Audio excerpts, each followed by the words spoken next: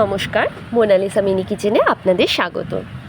চ্যানেলে নতুন হলে আমার চ্যানেলটিকে সাবস্ক্রাইব করে নেবেন। আজকের রান্না চিংড়ির তেল ঝাল। রান্নাটি করতে লাগছে 100 গ্রাম চিংড়ি,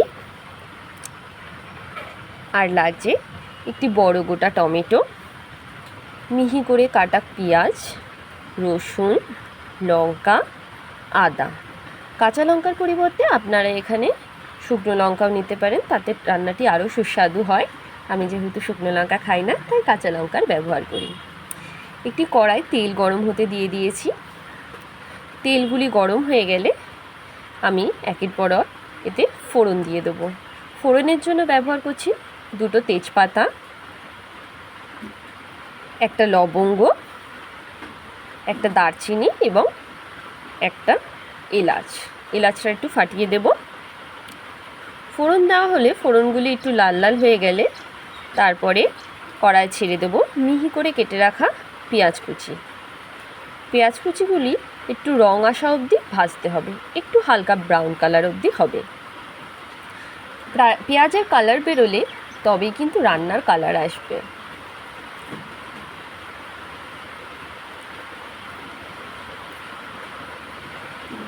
এক পাশে করে নেব যে মশলাগুলি করে রেখেছিলাম, সেগুলি মিক্সিতে পেস্ট করে নেব। পেঁয়াজগুলো কালার চলে এসছে, এবারে এর মধ্যে আমি দিয়ে দেব চিংড়ি মাছগুলো। আমি আগেও বলেছি চিংড়ি মাছ আমি ভেজে দিই না, চিংড়ি মাছ রান্নার সময় কষিয়ে দিই, তাতে করে চিংড়ি মাছগুলি সফট থাকে এবং স্বাদও বেশি হয়।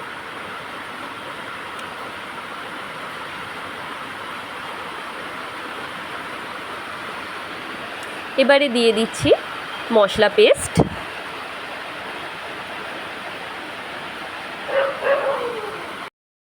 মশলাটিকে ভালো করে কষিয়ে নেব তেল ছাড়া অবধি। এবারে এর মধ্যে দিয়ে দিচ্ছি পরিমাণ মতো হলুদ, 1 চামচ হলুদ আমি দিলাম। রান্নার সবথেকে মেন উপকরণ হলো যে আমরা রান্নায় কখন কি অ্যাড করছি, সেটা কিন্তু সবথেকে বেশি গুরুত্বপূর্ণ। সেটা কিন্তু সবসময় খেয়াল রাখবেন। সব উপকরণ একসাথে দিয়ে দিলে কিন্তু রান্নার টেস্ট সেরকম আসে না। স্টেপ বাই স্টেপ রান্নার উপকরণগুলি দিতে হবে। এবারে আমি দিয়ে দিচ্ছি 1 চামচ মতো ছোটো চামচের চিনি। এবারে দিচ্ছি কাশ্মীরি লাল লঙ্কা। মশলাগুলিকে এবারে ভালো করে কষাতে থাকবো। মশলাগুলিকে মাঝে মাঝে গ্যাসটা স্টিম করে ঢেকে মাঝে মাঝে নেড়ে দেবো, যাতে মশলাটি ভালোভাবে কষানো হয় এবং দেখব মশলা থেকে যাতে তেল ছেড়ে দেয়। দেখুন আমার কষানো হয়ে গেছে, মশলা থেকে তেল ছেড়ে দিয়েছে।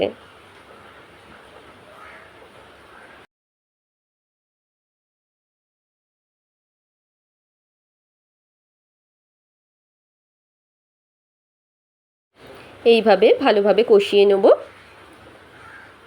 সুন্দর একটি রং চলে এসছে দেখুন।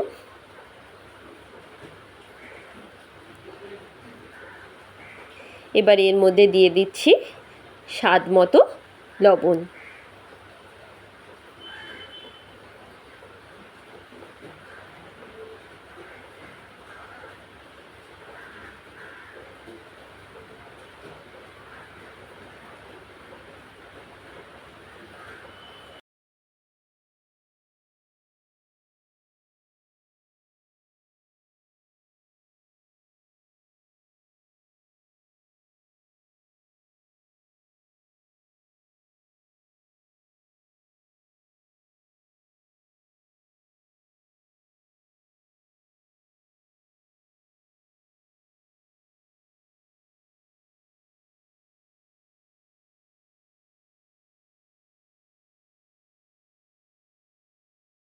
মশলা কষানো হয়ে গেছে, সামান্য একটু জল দিয়ে এটা ফুটতে দেবো।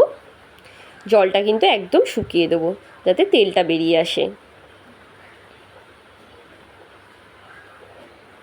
এবারে জলটা দিয়ে গ্যাসটা স্টিম করে আমি ঢাকা দিয়ে দেবো যতক্ষণ না রান্না থেকে উপরে তেল ভাসছে।